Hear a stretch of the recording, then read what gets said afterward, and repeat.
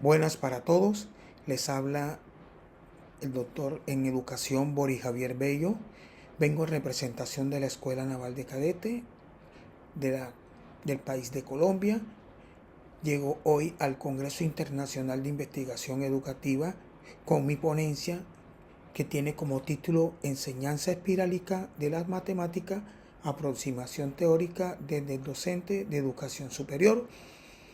Mi formación, soy doctor en educación y de pregrado matemático. Cuando hablamos de la enseñanza espirálica de las matemáticas, hacemos alusión a varias cosas. Y una de las principales cosas es la animadversión que tienen los estudiantes de educación superior en el campo de las matemáticas. Siempre han venido desde la educación básica trayendo esos vacíos y esos conflictos internos, y eso es lo que presenta la animadversión para el aprendizaje de las matemáticas. En Colombia ya se ha puesto en marcha una sociedad inclusiva con respecto al campo educativo, lo que significa de que todos tenemos acceso a pertenecer al sistema educativo colombiano. La educación matemática nos permite trabajar o permite enfrentarse a ella como un pilar para el desarrollo de una persona en una ciudadanía o en un contexto. Estos pilares que fueron desarrollados por la UNESCO, que son el saber hacer, el convivir y el ser, permiten de que ese hombre que se está formando también tengan esos pensamientos lógicos y que permita ver desde una visión totalmente diferente a la normal, quiere decir a lo cotidiano, ver que las matemáticas nos sirven como herramientas y como competencias para el desarrollo del contexto donde estoy y además en la solución de problemas de mi contexto. El objetivo general de este trabajo consiste en generar un corpus teórico acerca de la enseñanza de la matemática que posibilite un aprendizaje y una pedagogía resignificada del desarrollo humano autosustentable. Significa que cada vez que nosotros tengamos un acercamiento matemático, un aprendizaje significativo de la matemática, esto nos va a llevar a nosotros a ver a esa persona que tenemos al frente, que es un ser humano, y que ese ser humano, de una u otra forma, él se está formando para entrar en un contexto social y ser autosustentable y desarrollar sus competencias en la solución de problemas. Los objetivos específicos fueron describir las creencias, valores y actitudes acerca de la enseñanza de las matemáticas, obviamente, y el diseño y la construcción de los fundamentos teóricos. Desde la parte metodológica, nos encontramos que trabajamos desde una corriente postpositivista, bajo el paradigma interpretativo, y su enfoque fue netamente cualitativo.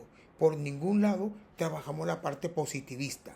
El método fue fenomenológico hermenéutico de Heidegger y el escenario fue los docentes de la Escuela Naval, específicamente del área de matemáticas. Los actores sociales fueron los informantes claves, que fueron los docentes, y la técnica de recolección fue la entrevista estructurada en profundidad y la observación con notas de campo.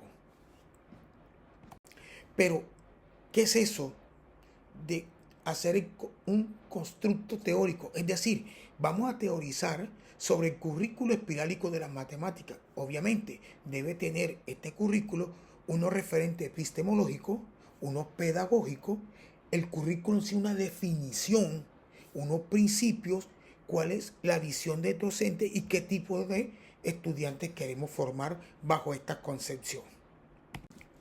Los resultados que llegamos fueron los siguientes. El primer resultado que llegamos a obtener fue que podíamos confrontar lo dicho por Morin y además superarlo cuando hablamos de que la teorización matemática a través de lo espirálico nos permitía a nosotros tener unos fundamentos teóricos de un conocimiento no lineal. no homogéneo, no mecanicista. Es decir, que nosotros no podíamos seguir viendo al estudiante y todo trazado bajo una misma línea donde decíamos que todos aprenden al mismo ritmo. No, porque es falso. Cada estudiante tiene su ritmo. Todo esto fue fundamentado a través de la teoría de Jerónimo Brune en su currículo en espiral, donde su fuente primordial fue el aprendizaje a través del andamiaje. Este constructo o esta estructura de este currículo tiene algunos principios. Y dentro de los principios tenemos el nivel de progresividad ontológica. Permite el desarrollo de la formación de la ciudadanía planetaria del estudiante.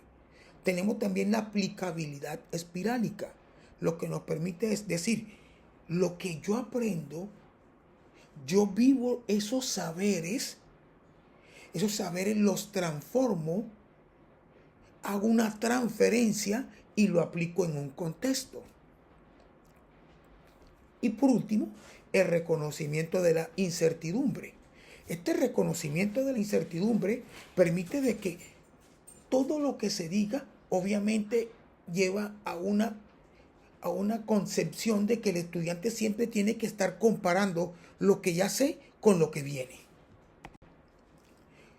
Por eso, entonces, con todo ese andamiaje teórico, se pudo decir de que el currículo espirálico en matemáticas simple y llanamente es un constructo ontoaxiológico que consiste en una estructura, primero, pedagógica, autopoética, cuya fundamentación está en los principios de valorización del ser humano como entidad compleja, como entidad subjetiva, como entidad intersubjetiva, como entidad ontocreativa y ontogeneradora de conocimiento y específicamente de aprendizaje autónomo. ¿Qué concepción de estudiante se tiene bajo este paradigma? Obviamente, desde un nivel axiológico se reconoce al ser humano como una entidad subjetiva e intersubjetiva y autónoma que realiza específicamente la ontocreatividad a través de la intersubjetividad y en la práctica de sus saberes. De ahí nace de que hay una teleaxiología de la enseñanza espirálica. Y esta teleaxiología lo que permite es decir que hay una resignificación ontológicamente de la visión del estudiante como un ser, como un sujeto que tiene una subjetividad, que tiene una intersubjetividad. En él tiene un proceso de aprendizaje autopoético, significativo, ontocreativo, y que todo esto dinamiza los procesos para la formación de una persona autosustentable. Pero todo esto nos lleva a realizar una herramienta metodológica y pedagógica de la acción del docente. El docente debe ser una persona formada. El docente debe tener unas necesidades ontoaxiológicas que permitan que él pueda ver y desarrollar en los estudiantes algunas, por lo general, valores que permitan la construcción y la formación compleja, dimensional de ese ser que estamos viendo dentro del aula de clase. Facilita también lo que es la transdisciplinaridad y la transversalidad de los conceptos. Por eso, esa estructura nos lleva a decir que bajo esa acción, las matemáticas deben ser autónomas, debe producir el autoaprendizaje, trabajo en equipo, ontocreatividad por parte de esos estudiantes de educación superior. El docente debe estar presto a dinamizar procesos que conlleven al desarrollo de las competencias, el pensamiento crítico, la vivencia de valores. De ahí que la acción de ese docente y las bases teleaxiológicas permiten comprender que este currículo es una herramienta no solamente teórica, sino filosófica, pedagógica, que constantemente se está actualizando para afrontar los desafíos actuales en el campo educativo, tanto social como cultural. El docente debe reconocer a ese estudiante no como algo homogéneo, no como algo plano, es algo heterogéneo, donde él va a trabajar algunas dinámicas y algunas metodologías que permitan, además estrategias que permitan el desarrollo del aprendizaje autónomo. Este docente no es el docente que se para a transmitir conocimiento, no, ese es este docente que es dinamizador y orientador del proceso.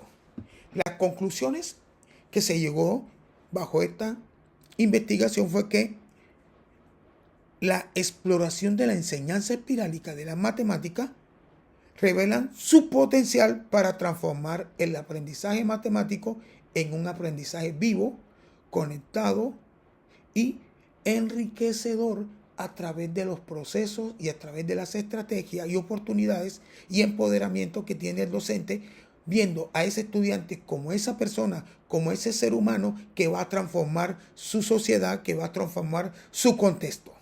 Y que eso lo hace a través del aprendizaje significativo, del pensamiento crítico y de la creatividad. Muchísimas gracias por atenderme. Buenas para todos.